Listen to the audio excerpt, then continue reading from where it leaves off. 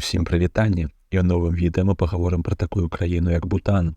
Магчыма, некаторыя з вас увогуле нічога пра яе не чулі, таму вось некалькі фактаў. Бутан знаходзіцца ў паўднёвай Азіі, паміж Індыем і Кітаем. Яго насельніцтва складае ўсяго каля 750 тысяч, што нават менш, чым у любой з абласцей Беларусі. Горы Гімалаі складаюць каля 99% тэрыторыі краіны, што робіць яе самай гарыстай у свеце. Пры гэтым паходы ў горы ў Бутане забаронены для турыстаў, бо Бутан – буддысцкая краіна, а вяршыні гор буддыстаў лічацца свяшчэннымі. Таму Бутан – сапраўдны запаведнік непакаронных семітысячнікаў. Менавіта ў Бутане знаходзіцца самая высокая непакаронная гара свету. І яшчэ адзін факт – Бутан – адзіная краіна ў свеце, дзе створана міністэрства шчасця. Да 1974 года краіна была ўвогуле закрыта для замежнікаў, але потым пачала паціху запускаць турыстаў. Аднак у той час, як увесь свет літаральна б'ецца за турыстаў, Бутан выбраў свой шлях і ўвёў турыстычны падатак, які складаў $200 у дзень. У гэтым годзе з'явілася зніжка для людзей, якія плануюць быць у краіне ад 4 дзён. Для іх адзін дзень абыдзецца ў $100. Такі высокі падатак, па ідэі, павінен дапамагаць краіне зберагаць прыроду, а таксама адцякаць масавага турыста, якімі напоўнена тая ж суседняя Індыя. Але трэба разумець, што гэта проста падатак за права знаходзіцца ў краіне, без уліку квіткоў на самалёты, пражывання ў гатэлях і аплаты паслуг гіда і кіроўцы, якія таксама павінны быць аплачаны. То бок атрымоўваецца, што вандроўка ў Бутан – гэта сапраўдны люкс-адпачынак, які можа сабе дазволіць далёка не кожны. І гэта ўсё пры тым, што Бутан эканамічна досыць маларазвітая аграрная краіна, дзе большасць людзей занята ў сельскай гаспадарцы, а сярэдні заробак складае каля $300. Гэта амаль столькі, колькі турысты вымушаны плаціць за дзень знаходжання ў краіне. То бок гэта сапраўды бедная краіна для багатых. І такія супярэчнасці ў краіне паўсюль. Дзяржава заяўляе, што ўся энергія ў Бутане экалагічна чыстая, але ў той жа час Бутан не мае сваёй прамысловасці.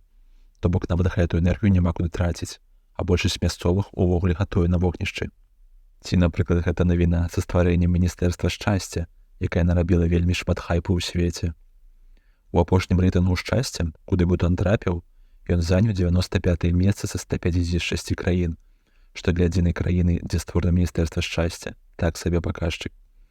Трэба, аднак, адзначыць, што пры стварэнні гэтага рэйтынгу шмат увагі надзяляецца эканамічным паказчыкам, таму там звычайна перамагаюць скандынаўскія краіны. Але ў гэтым рэйтынгу, напрыклад, не ўлічваюцца колькасць псіхалагічных захворванняў, суіцыдаў, колькі людзей усміхаюцца ў жыцці, наколькі на самой справе задаволены жыццём, бо гэта вельмі цяжка памерыць. Але калі можна было б, Бутан дакладна быў бы вышэй. Тым не менш, падаецца, у краіны вельмі добры патэнцыял, які, на жаль, раскрываецца вельмі слаба. Так, Бутан вырашыў не рабіць сваёй краіны прахадны двор, і духоўнае ставіцца вышэй матэрыяльнага. Але пакуль у гэтым, як падаецца, больш хайпу, чым рэальнага дбання пра шчасце грамадзян. Насельніцтва краіны жыве досыць бедна, таксама у Бутана досыць вялікі дзярждоўг, але замест перагляду турыстычнай палітыкі кіраўніцтва краіны вырашыла, напрыклад, зарабляць майнінгам, прычым таксама супярэчна. У 2009 годзе каралеўства захацела пабудаваць вялікі горад адукацыі недалёка ад сталіцы. Гэта месца павінна было стаць надзеяй краіны на светлае будучае, а таксама запаволіць міграцыю насельніцтва з краіны. Аднак, з-за палітычных скандалаў, бясконцых адтэрміновак і дрэннага кіраўніцтва праект быў правалены і закрыты ў 2014 годзе. Аднак там засталася інфраструктура, дарогі, масты, падведзена вада, электрычнасць. Так што Бутан уціху вырашыў пабудаваць там велізарную ферму для майнінга, якую ўдалося выкрыць толькі ў гэтым годзе, дзякуючы спадарожнікавым здымкам. Улічваючы, што энергіі ў Бутане шмат, ідэя з майнінгам не самая дрэнная. Але, падаецца, вырашаць дзяржаўныя праблемы з фінансамі пры дапамозе майнінга біткоінаў – гэта як прыкладваць трыпульнік, калі ў цябе адарвала руку. І гэта ў той час, калі турыстычная інфраструктура краіны стаіць напалову пустая з-за высокіх турыстычных падаткаў. Такая вось цікавая краіна, Бутан. Усё вельмі супярэчліва, але тая ж ідэя з міністэрствам шчасця выглядае вельмі цікава, і яе дакладна маглі пераняць іншыя краіны. Падаецца, замест таго, каб арыентавацца на розныя эканамічныя паказчыкі, менавіта шчасце магло б стаць галоўным індыкатарам развіцця і паспяховасці той ці іной дзяржавы. Пішыце ў каментарах, што думаеце на гэты конт, будзе цікава пачытаць вашыя меркаванні. На гэтым усё, да сустрэчы ў новых відэа.